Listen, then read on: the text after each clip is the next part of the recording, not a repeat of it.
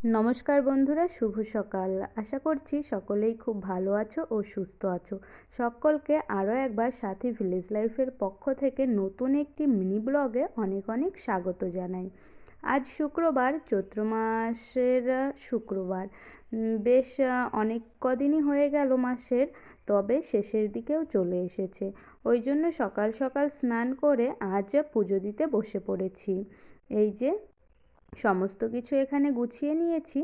আর দেখুন, আজ বেশ অনেক রকমের ফুল তুলেছি। এখানে আকন্দ ফুল, একটা তারা ফুল, আর ছিল নীলকণ্ঠ ফুল। তারপরে এই যে এই জবা ফুলটা কি দারুণ যে লাগছে, ভীষণ ভীষণ ভালো লাগছে। তারপরে ওখানে ওই যে ডেলির সাদা ফুল আর বেলপাতা সব কিছু এখানে তুলে গুছিয়ে নিয়েছি। তো চলুন এবার পুজোটা দিয়ে নেব, কিন্তু তার আগে এই যে এখানে অনেকগুলোই ফুল পেয়েছি, তার জন্য আজকে ভাবলাম যে একটা ছোট্ট করে মালা তৈরি করা যাক।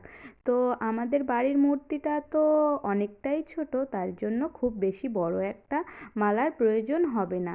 সেই কারণে এই যে ছোট্ট একটা সুই আর সুতো দিয়ে আমি ছোট করে একটা মালা তৈরি করে নেব। গুনে গুনে ভারী জোর হলে ওই 8-10টা ফুল দিলেই এই মালাটা সম্পূর্ণভাবে তৈরি হয়ে যাবে। দেখুন, দেখতে দেখতে মালাটাও আমার বানানো হয়ে গেছে। তবে আকন্দ ফুলের মধ্যে একটা নীলকণ্ঠ ফুলও আমি দিয়ে দিয়েছি, দেখতে কিন্তু বেশ সুন্দর হয়েছে। তো এই যে এখন মালাটাকে আমি গিঁট দিয়ে দেব, তবে ছোট সুতো রাখার কারণে আমার বাঁধতে একটু অসুবিধা হচ্ছিল। তবে এই যে আমি একদম সম্পূর্ণভাবে মালাটাকে বেঁধেও ফেলেছি। আর দেখতে দেখুন, দেখুন কত ভালো হয়েছে।